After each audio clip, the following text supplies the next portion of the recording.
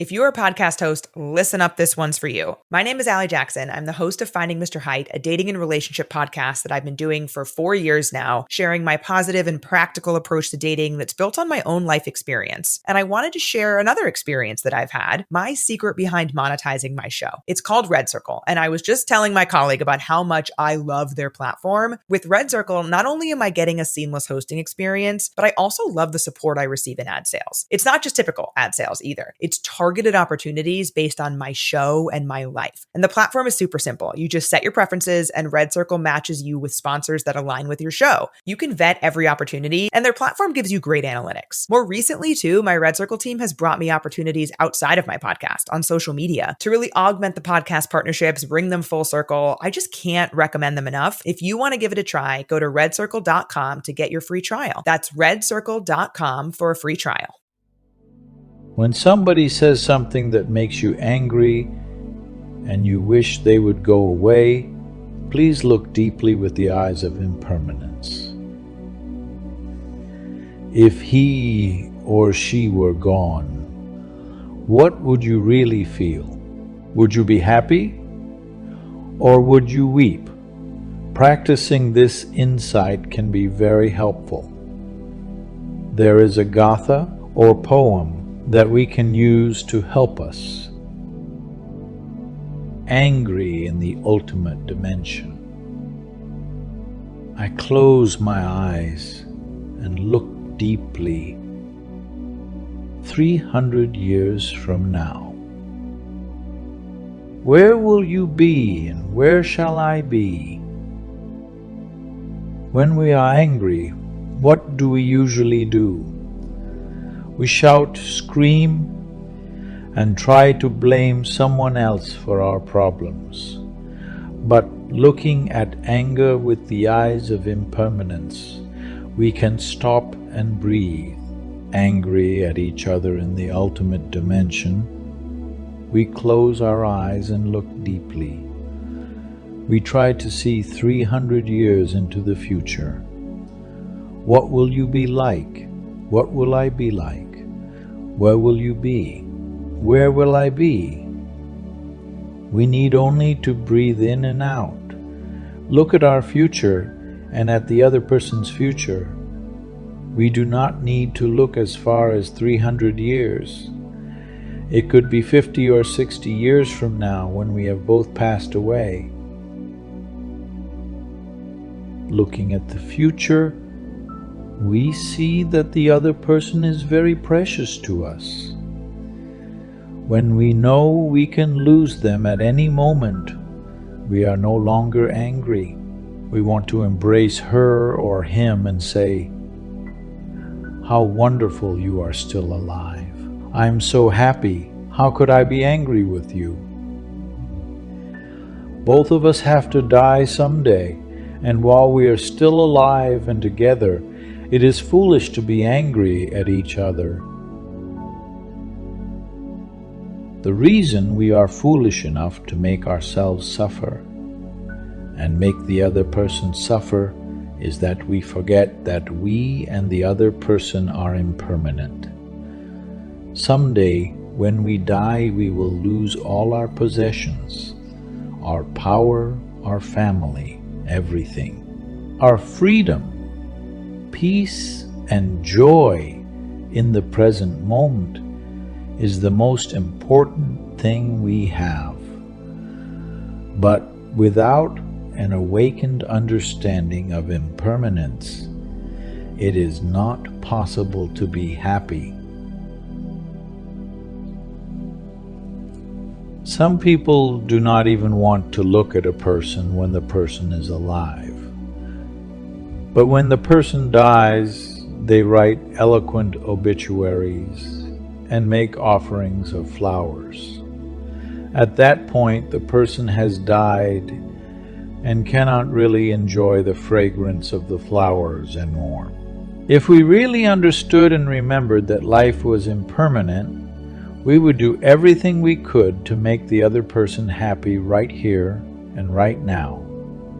If we spend 24 hours being angry at our beloved, it is because we are ignorant of impermanence. Angry in the ultimate dimension, I close my eyes. I close my eyes in order to practice visualization of my beloved 100 or 300 years from now. When you visualize yourself and your beloved in 300 years' time, you just feel so happy that you are alive today and that your dearest is alive today. You open your eyes and all your anger has gone. You open your arms to embrace the other person and you practice. Breathing in, you are alive. Breathing out, I am so happy. When you close your eyes to visualize yourself and the other person in 300 years' time, you are practicing the meditation on impermanence. In the ultimate dimension, anger does not exist. Hatred is also impermanent. Although we may be consumed with hatred at this moment, if we know that hatred is impermanent, we can do something to change it. A practitioner can take resentment and hatred and help it to disappear. Just like with anger, we close our eyes and think, where will we be in 300 years? With the understanding of hatred in the ultimate dimension, it can evaporate in an instant. Because we are ignorant and forget about impermanence. We don't nurture our love properly. When we first married, our love was great. We thought that if we did not have each other, we would not be able to live one more day, because we did not know how to practice impermanence. After 1 or 2 years, our love changed to frustration and anger. Now we wonder how we can survive one more day if we have to remain with the person we once loved so much.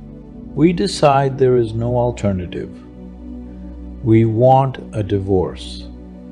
If we live with the understanding of impermanence, we will cultivate and nurture our love. Only then will it last. You have to nourish and look after your love for it to grow. Impermanence is looking at reality from the point of view of time. No self is looking at reality from the point of view of space. They are two sides of reality. No self is a manifestation of impermanence, and impermanence is a manifestation of no self. If things are without a separate self, they are impermanent. Impermanence means being transformed at every moment. This is reality. And since there is nothing unchanging, how can there be a permanent self, a separate self? When we say self, we mean something that is always itself, unchanging day after day. But nothing is like that. Our body is impermanent. Our emotions are impermanent, and our perceptions are impermanent. Our anger, our sadness, our love, our hatred, and our consciousness are also impermanent. So what permanent thing is there that we can call a self? The piece of paper on which these words are written does not have a separate self. It can only be present when the clouds, the forest, the sun, the earth, the people who make the paper, and the machines are present. If those things are not present, the paper cannot be present. And if we burn the paper, where is the self of the paper? Nothing can exist by itself alone. That is called interbeing. To be means to interbe. The paper inter is with the sunshine and with the forest. The flower cannot exist by itself alone. It has to be with soil, rain, weeds, and insects. There is no being. There is only interbeing. Looking deeply into a flower, we see that the flower is made of non-flower elements. We can describe the flower as being full of everything. There is nothing that is not present in the flower. We see sunshine, we see the rain, we see clouds, we see the earth, and we also see time and space in the flower. A flower, like everything else, is made entirely of non-flower elements. The whole cosmos has come together in order to help the flower manifest herself.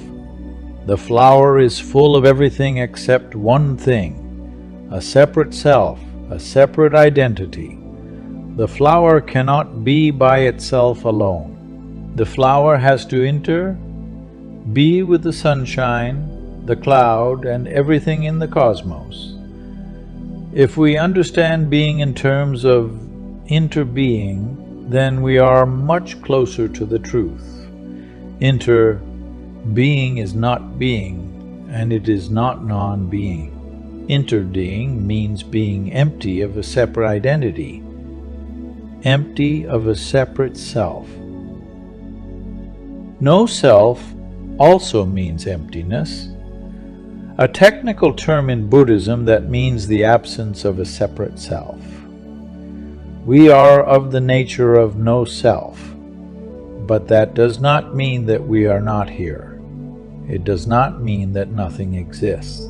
A glass can be empty or full of tea, but in order to be either empty or full, the glass has to be there. So emptiness does not mean non-being, and it does not mean being either. It transcends all concept. If you touch deeply the nature of impermanence, no self, and interbeing, you touch the ultimate dimension, the nature of nirvana. We think of our body as ourself or belonging to ourself. We think of our body as me or mine. But if you look deeply, you see that your body is also the body of your ancestors, of your parents, of your children, and of their children. So it is not a me. It is not a mine. Your body is full of everything else. Limitless non-body elements except one thing, a separate existence. Impermanence has to be seen in the light of emptiness, of interbeing, and of non-self. These things are not negative. Emptiness is wonderful. Nagarjuna, the famous Buddhist teacher of the 2nd century, said, thanks to emptiness, everything is possible. You can see non-self in impermanence, and impermanence in non-self. You can say that impermanence is non-self seen from the angle of time, and non-self is impermanence seen from the angle of space. They are the same thing. That is why impermanence and non-self are. If you do not see impermanence in non-self, that is not non-self. If you do not see non-self in impermanence, that's not really impermanence. But that is not all. You have to see nirvana in impermanence, and you have to see nirvana in non-self. If I draw a line on one side, there will be impermanence and non-self. On the other side, there will be nirvana. That line may be helpful, although it could also be misleading. Nirvana means going beyond all concepts, even the concepts of no self and impermanence. If we have nirvana in no self and in impermanence, it means that we are not caught in no self and impermanence as ideas. If you take 3 cells from my body to make clones and make 3 children from these cells, all of them will have the genetic inheritance of my blood family and myself. But we all have one more inheritance. The body we inherit from our family is nature. We also have an inheritance from our environment. That is nurture. So imagine that we put these 3 clones into 3 different environments. If one of the children is put into an environment of drugs and gambling, he will probably become a person who enjoys drugs and gambling. He will not be a Buddhist monk like I am now. If you put another clone child into an environment of business and send him to a business school, he will probably become a businessman. This would occur even though the clones will all have the same genetic inheritance as I do. But I have been penetrated by the Buddha Dharma. The teachings of the Buddha and the practice will not be watered by business school. The seeds of selling, buying, and business will be watered. That clone may become a businessman. Although the eyes, nose, and ears will look just like me, this clone will be nothing like me. Let us say that we allow the 3rd clone to become a monk. We put him in the Deer Park Monastery to be brought up by monks and nuns. Every day he hears the sutras and does walking meditation. That child will be more like the monk I am today. Nurture is extremely important.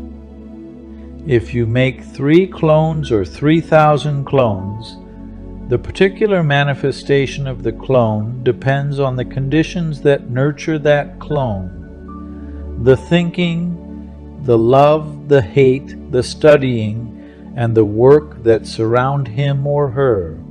Imagine if there are people who are afraid to let me go and they say, "Please give us a cell for us to clone." If I were to agree, I would also have to say, "Well, please let that clone be in a monastery like the Deer Park Monastery in California or Maple Forest Monastery in Vermont.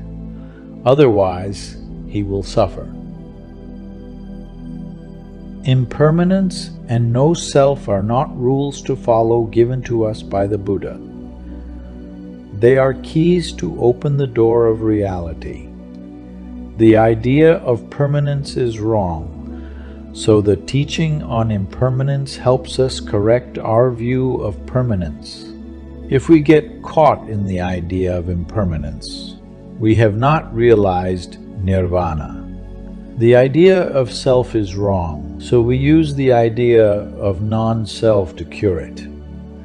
If we are caught in the idea of non-self, then that is not good for us either.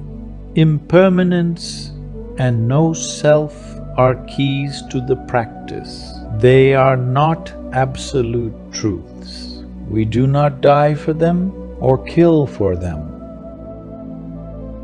In Buddhism, there are no ideas or prejudices that we kill for. We do not kill people simply because they do not accept our religion. The teachings of the Buddha are skillful means. They are not absolute truth. So we have to say that impermanence and no self are skillful means to help us come toward the truth. They are not absolute truth.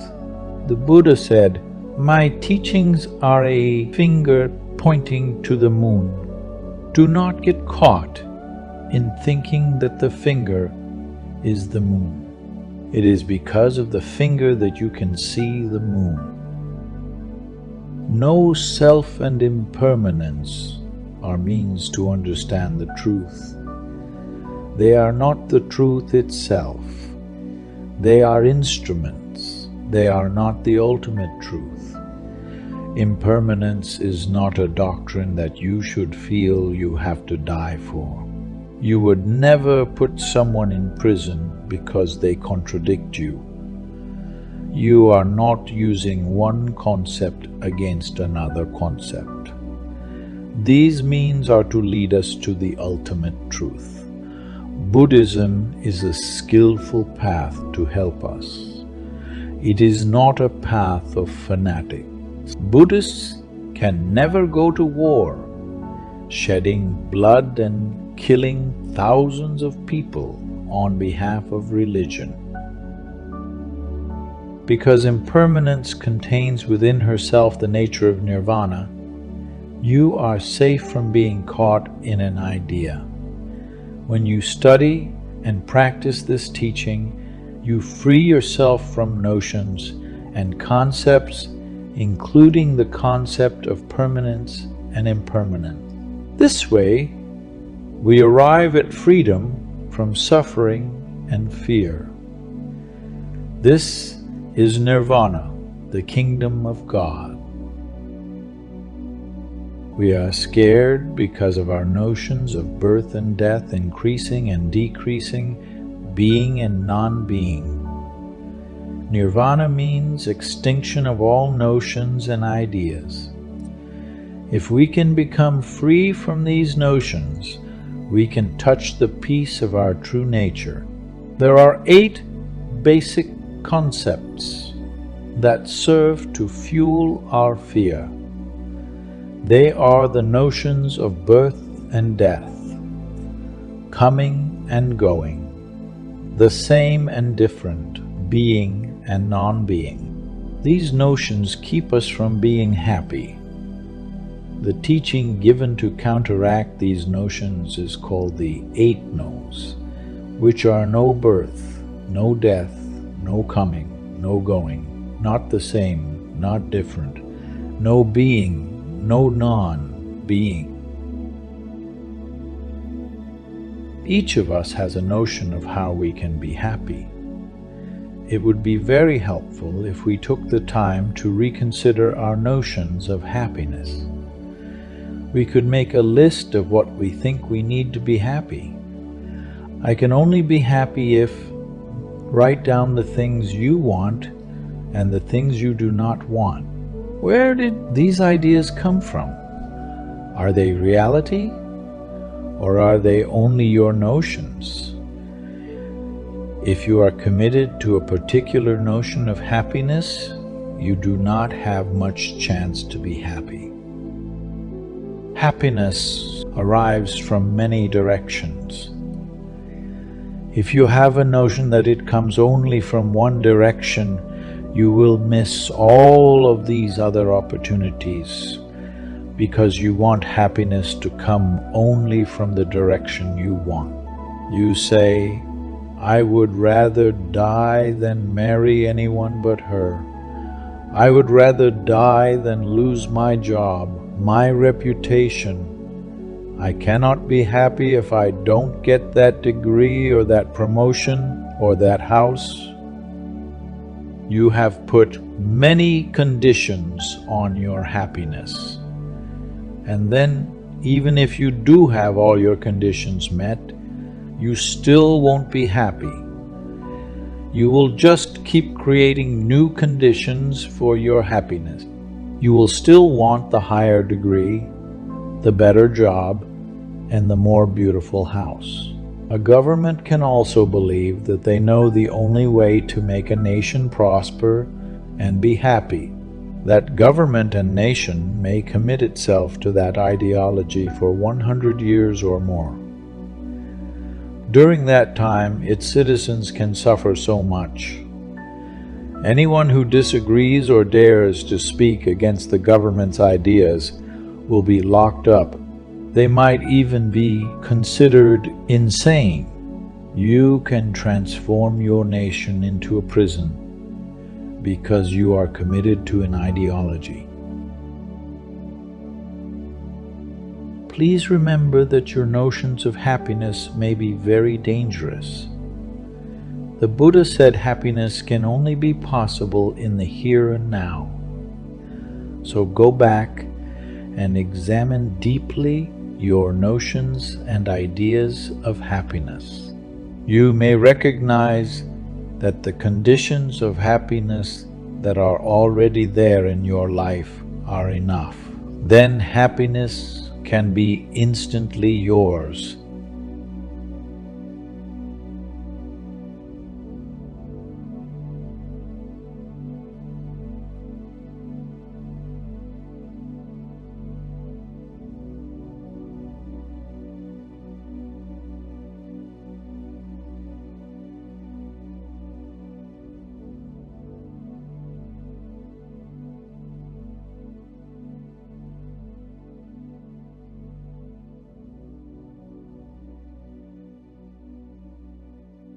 If you're a podcast host, listen up, this one's for you. My name is Allie Jackson. I'm the host of Finding Mr. Height, a dating and relationship podcast that I've been doing for 4 years now, sharing my positive and practical approach to dating that's built on my own life experience. And I wanted to share another experience that I've had, my secret behind monetizing my show. It's called Red Circle, and I was just telling my colleague about how much I love their platform. With Red Circle, not only am I getting a seamless hosting experience, but I also love the support I receive in ad sales. It's not just typical ad sales either. It's targeted opportunities based on my show and my life. And the platform is super simple. You just set your preferences and Red Circle matches you with sponsors that align with your show. You can vet every opportunity and their platform gives you great analytics. More recently too, my Red Circle team has brought me opportunities outside of my podcast on social media to really augment the podcast partnerships, bring them full circle. I just can't recommend them enough. If you want to give it a try, go to redcircle.com to get your free trial. That's redcircle.com for a free trial.